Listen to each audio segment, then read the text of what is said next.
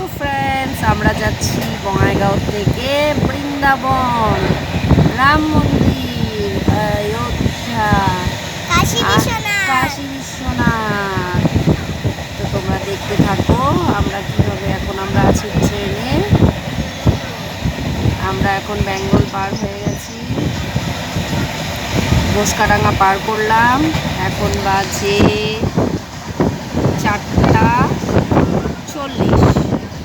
তো এই যে দেখো, এদিকে হবে হয়তো বৃষ্টি হবে, পুরো মেঘ করেছে।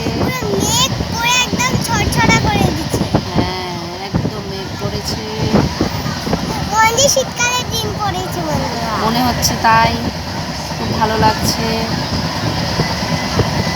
আগে তো এই যে অনেক বড় গরম ছিল, এখন তো অল্প ঠান্ডা হয়েছে।